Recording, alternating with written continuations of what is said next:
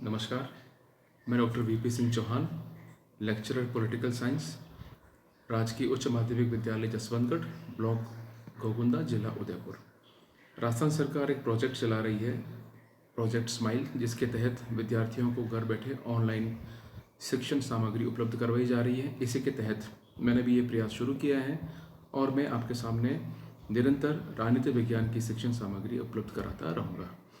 कक्षा 12 की राजनीति विज्ञान की पुस्तक में 2 सेक्शन है, section A, section B. Section A राजनीति विज्ञान की मूल अवधारणाएं, सेक्शन बी भारत में शासन और राजनीति। सेक्शन ए में फर्स्ट चैप्टर है न्याय।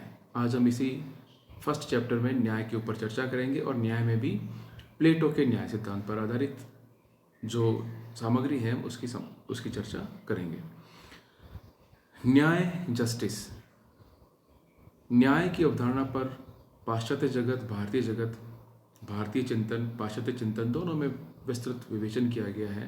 भारत में न्याय को धर्म से जोड़ा गया है और ठीक इसी तरह के विचार प्लेटो के भी हैं। प्लेटो ने न्याय को आत्मा का सद्गुण माना है। प्लेटो कहते हैं कि इस सद्गुण के कारण ही मनुष्य जगत में दूसरों की भलाई के लिए प्रेरित होता है, प्रेरणा पाता है और दूसरों के कल्याण में अपना कल्याण समझता है। प्लेटो ने अपने न्याय संबंधी विचार अपनी पुस्तक रिपब्लिक में दिए हैं और प्लेटो कहते हैं कि दूसरों के कार्यों में हस्तक्षेप किए बिना अपने कार्यों को करना न्याय है। इसकी थोड़ी सी विस्तृत विवेचना हम करेंगे। प्लेटो ने मनुष्य के आत्मा के 3 गुण बताए हैं, बुद्धि, तृष्णा और शौर्य। प्लेटो कहते हैं कि मनुष्य की आत्मा में 3 तत्व होते हैं, बुद्धि, तृष्णा और शौर्य।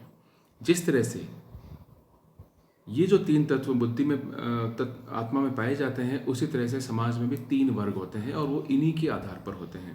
प्लेटो कहते हैं कि जिन लोगों में बुद्धि की मात्रा अधिक है वह शासक बने, जिन लोगों में शौर्य की मात्रा अधिक है वह सैनिक बने, रक्षा का काम संभाले, और जिन लोगों में तृष्णा या इच्छा की भावना अधिक है, इच्छा तत्व अधिक है, वे उत्पादक वर्ग में जाए। यहाँ उत्पादक में प्लेटो ने किसानों और व्यापारियों दोनों को शामिल किया गया है। जिस प्रकार प्लेटो कहते हैं कि जिस प्रकार आत्मा में स्थित न्याय व्यक्तित्व के विभिन्न पक्षों को संतुलित करता है, उसी तरह से राज्य में व्याप्त न्याय समाज के तीनों वर्गों में सामंजस्य बिठाता है। प्रत्येक व्यक्ति वही काम करे जिसके लिए वो योग्य है और वो व्यक्ति दूसरों के कार्यों में हस्तक्षेप नहीं करे। यही प्लेटो का न्याय सिद्धांत है। यानी कि प्लेटो का कहने का मतलब ये है कि मनुष्य जो शासक बना है वो अपना कार्य, शासन का कार्य बखूबी करे, दूसरे के कार्यों में हस्तक्षेप न करे, दूसरे कार्य करने की कोशिश भी नहीं करे। जो सैनिक बना है वो अपना कार्य उस सैनिक वर्ग तक, सैनिकों कार्य तक सीमित रखें, उसी तरह से उत्पादक भी अपना ही कार्य करें।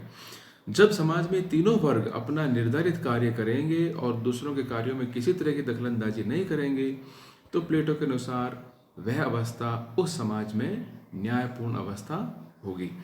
प्लेटो का जो ये सिद्धांत है यह श्रम विभाजन और विशेषीकरण पर आधारित है। अर्थात बुद्धि के तत्वों के आधार पर समाज में वर्गों में श्रम विभाजन कर दिया गया और उसके बाद वे व्यक्ति जो जिस वर्ग में है उसमें कंटिन्यू कार्य करते करते विशेषज्ञ बन गए, और जब विशेषज्ञ बन जाते हैं तो वो उस कार्य को बखूबी और ज़्यादा अच्छे से कर पाते हैं। अपने अपने कार्यों के वे एक्सपर्ट बन जाते हैं, मास्टर बन जाते हैं। और जब इस तरह से जब वे अपने कार्यों के मास्टर बन जाएंगे और सभी लोग अपना निर्धारित कार्य करते रहेंगे बिना किसी को डिस्टर्ब किए, दूसरे कार्यों में बाधा पहुंचाए, तब वह अवस्था समाज में न्याय की अवस्था होगी। धन्यवाद।